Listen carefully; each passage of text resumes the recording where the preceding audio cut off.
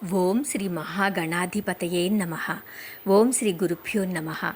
ఓం శ్రీ సాయినాథాయ నమ. శ్రీ సాయి సచ్చరిత్రలో మొదటి అధ్యాయం. గురుదేవతాస్తుతి. బాబా గోధుమలు పిండి విసిరిన కథ, దాని తత్వం గురించి తెలుసుకుందాము. పూర్వ సంప్రదాయానుసారము హేమడ్ పంతు శ్రీ సాయి సచ్చరిత్ర గ్రంథమును గురుదేవతాస్తుతితో ప్రారంభించుచున్నారు. ప్రప్రథమమున విఘ్నేశ్వరుని స్మరించుచు ఆటంకములను తొలగించి ఈ గ్రంథము జయప్రదముగా సాగునట్లు వేడుకొనుచు శ్రీ సాయినాథుడే సాక్షాత్తు శ్రీ గణేశుడని చెప్తున్నారు. 2. పిమ్మట శ్రీ సరస్వతీదేవిని స్మరించి ఆమె తనని గ్రంథరచనకు పురికొల్పినందులకు నమస్కరించుచు శ్రీ సాయియే సరస్వతీ స్వరూపులై తమ కథను తామే గానము చేయుచున్నారనివి చెప్పుచున్నారు. ఇక తదుపరి సృష్టి స్థితిలయ కారకులకు బ్రహ్మ విష్ణు మహేశ్వరులను ప్రార్థించి శ్రీ సాయియే త్రిమూర్త్యాత్మక స్వరూపులనియు సమర్థ సద్గురువులనియు వారు మనలను సంసారమను నదిని దాటించగలరనియు చెప్పుచున్నారు. తరువాత తమ గృహ దేవతయగు నారాయణ ఆదినాథునకు నమస్కరించి వారు కొంకణ దేశములో వెలసిరనియు ఆ భూమి పరశురాముడు సముద్రము నుండి సంపాదించినదనియు చెప్పుచూ వారి వంశ మూలపురుషుని స్తోత్రము చేసిరి. అటు పిమ్మట వారి గోత్ర ఋషియగు భరద్వాజముని స్మరించెను. అంతేగాక యాజ్ఞవల్క్యుడు, భృగుడు, పరాశరుడు, నారదుడు, సనక సనందనాథులు, సనత్కుమారుడు, శుకుడు, సౌనకుడు, విశ్వామిత్రుడు, వశిష్ఠుడు, వాల్మీకి, వాసుదేవుడు, జైమిని, వైశంపాయనుడు, నవయోగీంద్రులు మొదలగున పలువురు మునులను, నివృత్తి, జ్ఞానదేవు, సోపాను, ముక్తాబాయి, జనార్దనుడు, ఏకనాథుడు, నామదేవుడు, తుకారాం, కాన్హా, నరహరి తదితర అర్వాచీన యోగీశ్వరులను కూడా ప్రార్థించను. తర్వాత తన పితామహుడైన సదాశివునకు, తండ్రి రఘునాథునకు, కన్నతల్లికి, చిన్నతనము నుండి పెంచి పెద్ద చేసిన మేనత్తకు, తన జ్యేష్ఠ సోదరునకు నమస్కరించెను. అటుపైన పాఠకులకు నమస్కరించి తన గ్రంథమును ఏకాగ్రచిత్తముతో పారాయణ చేయుడని ప్రార్థించెను. చివరగా తన గురువు దత్తావతారమును అగు శ్రీ సాయిబాబాకు నమస్కరించి తాను వారిపై పూర్తిగా నాధారపడి ఉన్నానని చెప్పుచూ ఈ ప్రపంచము మిథ్యయనియు బ్రహ్మమే సత్యమనే అనుభవమును తనకు కలిగించు శక్తి వారికే కలదని చెప్పుచూ నీ ప్రపంచములో నే ఏ జీవులందు పరమాత్ముడు నివసించుచున్నాడో వారలందరికీ నీ నమస్కరించెను. పరాశరుడు, వ్యాసుడు, శాండిల్యుడు మొదలుగా గలవారలు చెప్పిన భక్తి మార్గములను పొగడి వర్ణించిన పిమ్మట హేమాడ్ పంతు ఈ క్రింది కథను చెప్పుటకు ప్రారంభించెను. 1910 సంవత్సరం తదుపరి ఒకనాటి ఉదయమున నేను షిరిడీ మసీదులోనున్న శ్రీ సాయిబాబా దర్శనము కొరకు వెళ్ళితిని. అప్పుడు జరిగిన ఈ క్రింది విషయమును గమనించి మిక్కిలి ఆశ్చర్యపడితిని.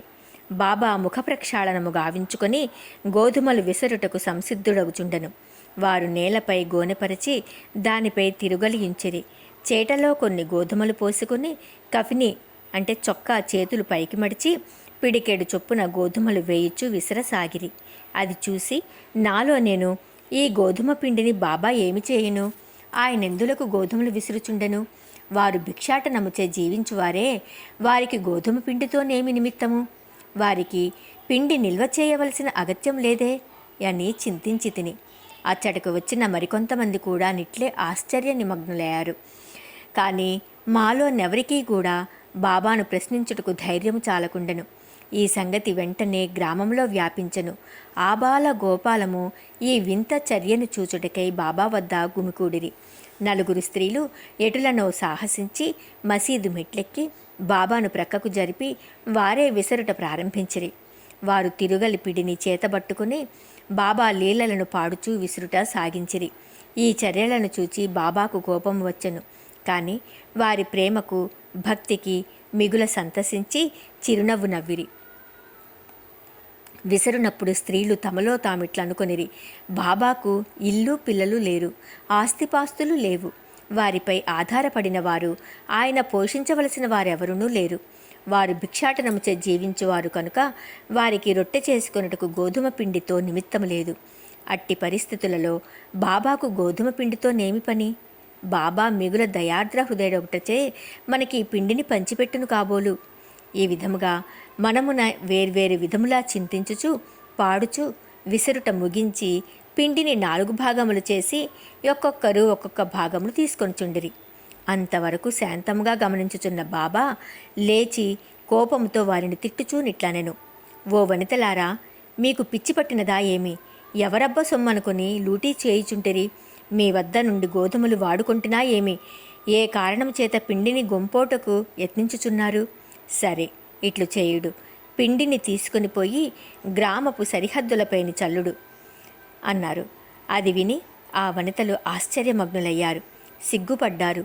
గుసగుసలాడుకొనుచు ఊరు సరిహద్దుల వద్దకు పోయి బాబా యాజ్ఞానుసారము ఆ పిండిని చల్లిరి.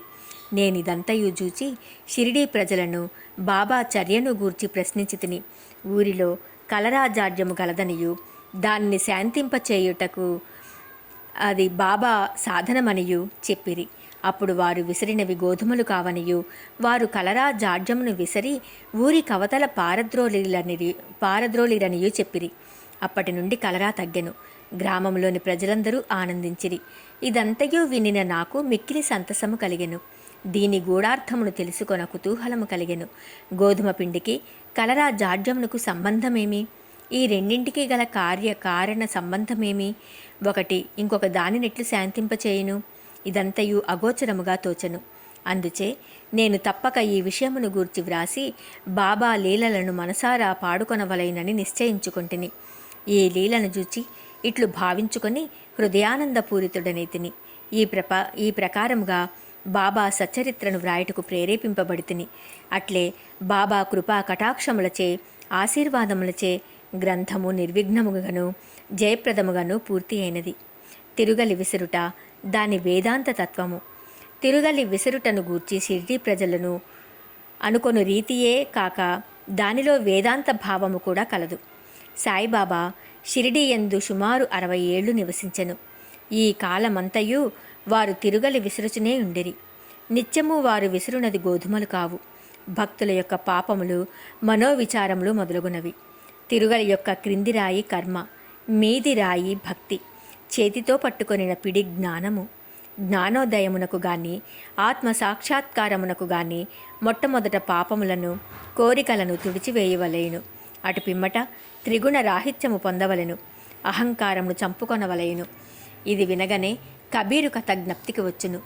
ఒకనాడు స్త్రీ ఒకతే తిరుగలిలో ధాన్యమును వేసి విసురుచుండెను. దానిని చూచి కబీరు ఏడ్వసాగెను. నిపతి నిరంజనుడని యొక్క సాధు పుంగవుడది చూసి కారణమడుగగా కబీరు ఇట్లు జవాబిచ్చెను, నేను కూడా ఆ ధాన్యము వలె ప్రపంచమను తిరుగలిలో విసిరపడతాను కదా. దానికి నిపతి నిరంజనుడు ఇట్లు బదులు చెప్పాడు, భయం లేదు, తిరుగలి పిడిని గట్టిగా పట్టుకొనుము, అనగా జ్ఞానమును విడవకుము.